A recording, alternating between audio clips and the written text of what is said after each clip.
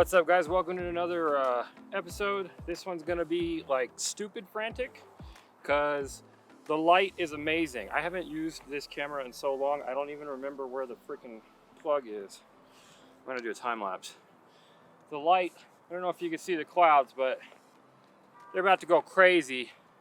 So I figured I was gonna do a motion control time lapse, but it's too windy. So I'm just gonna do a regular time lapse and hopefully get these rays coming, and then also get a long exposure blend when the time lapse is done. You guys know I love my long exposure blends. So the problem is, this is a really bad dynamic range scene. I'm not gonna use a leaf filter system, like a graduated filter system, which I only really use when I do time lapses, which is what I'm doing, but I just don't have time to mess with this. So I'm gonna do 16 millimeters because I don't know where the light's gonna go off, so I'm gonna shoot as wide as I can. And I'm gonna try to find a balance of making the shadows not too dark and the highlights not too blown out, but I'm gonna kind of focus on the highlights because it's easier to recover shadows even for a time lapse than it is to recover highlights. Another thing you want to do when you're doing time lapses like this is make sure that you're on. The one thing that I always forget to do is make sure that I set it to a manual white balance. So I'm actually going to switch to aperture priority mode because that's going to help me deal with the changing light. And then once I'm in aperture priority mode, I'm going to set it to overexpose by 2/3 of a, whoa, I'm on high burst mode, holy shit. Stop it. I'm on high burst mode from birding. I'm gonna set it to overexposed by 2/3 of a stop. That'll still let me bring the highlights down, and that'll help give a little bit more light to the shadows, which is what I want. And I'm also going to hope that, I don't know what I'm gonna hope that it works. I can't even think. Doing this stuff on the fly, I'm gonna hope my spark works. That's what I'm hoping for. I haven't used the spark in so long because I've been using the time lapse built into the 5D4, and now the stupid 1DX2 doesn't have that, so I have to use Bluetooth. It's very annoying. So spark connected, time lapse interval. I'm gonna do 5 seconds. Manual focus and infinity, aperture priority mode.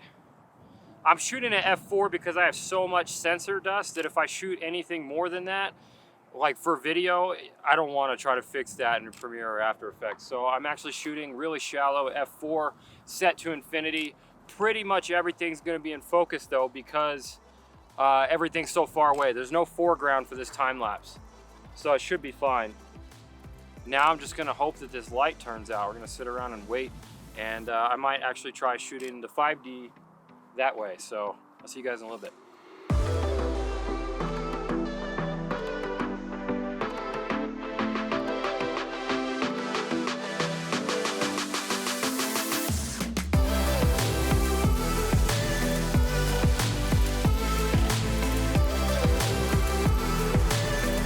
All right, well, that kind of turned into a dud, and it's super windy. So while I'm out here, I did get this shot on my phone though, so I'm pretty happy with that, surprisingly. Phone shots. Don't underestimate phones. They're really handy to have on you. So that was just regular auto mode, edited in Snapseed on my phone. Nothing special. But it's worth the thing about the composition. That's what I like about it. I like how that cactus is and getting low, and just because it's a phone doesn't mean that the rules of photography and composition and all that don't apply. Anyways, I thought I'd give you a few tips on doing frantic time lapses, and we'll go ahead and turn this into an on-location, super windy tutorial.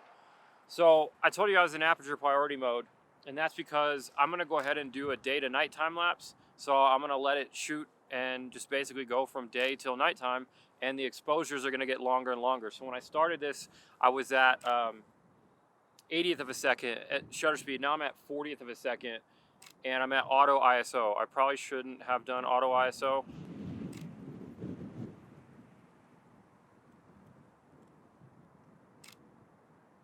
All right, so I took it off auto ISO. It's still rolling.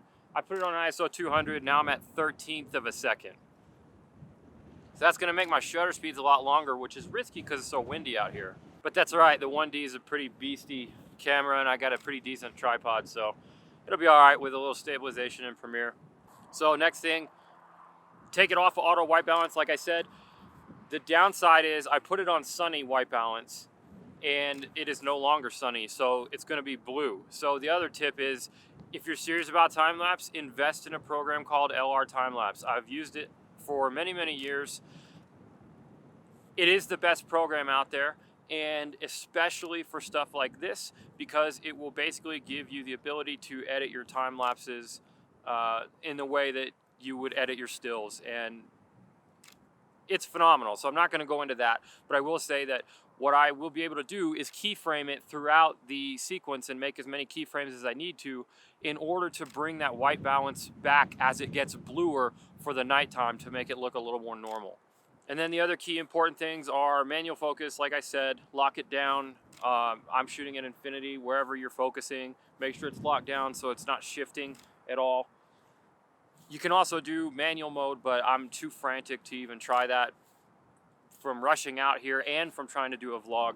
That's just, in those cases, I will definitely leave it on aperture priority mode. The downside of that is you are gonna get flicker. But again, if you use LR time-lapse, you can deflicker it and that won't be a problem. So it's not gonna be a problem for me at all. So the other thing is I will probably be, because the clouds are moving relatively straight over me this way, like over the camera. I can't talk right now. You know what I'm talking about. They're going this way. My camera's pointed that way. Same thing. Because the clouds are doing that, it's going to look real good if I take, there's probably going to be between 300 to 600 images for this. I don't know. I'm just going to let it go until I feel like turning it off. So I'm going to take about 150 of those images, and I'll probably pick like every other fourth image or something. And I'm going to blend those.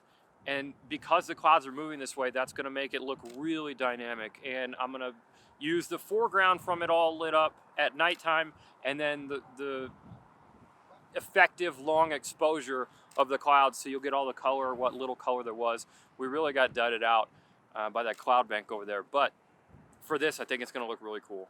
So now that we're getting the lights on, now the shutter speed is slowing down. I'm at 1/6 of a second now, and we're going to start getting car streaks and that kind of stuff. It's going to look really good and really smooth, hopefully, for the time lapse.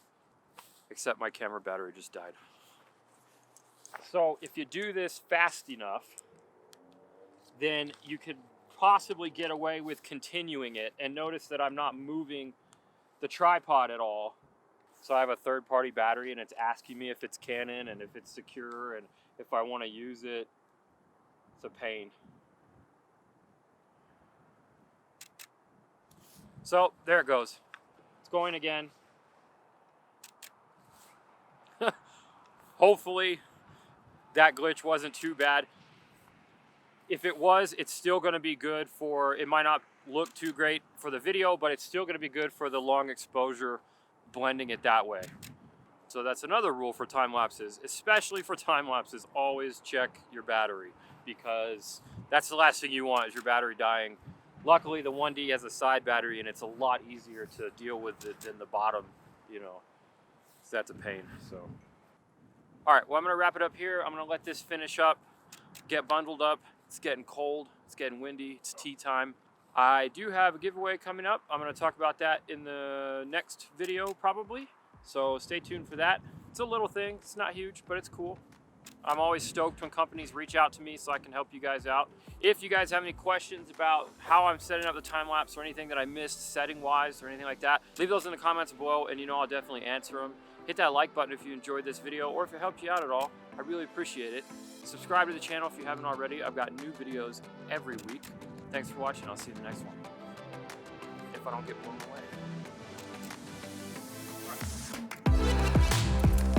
away.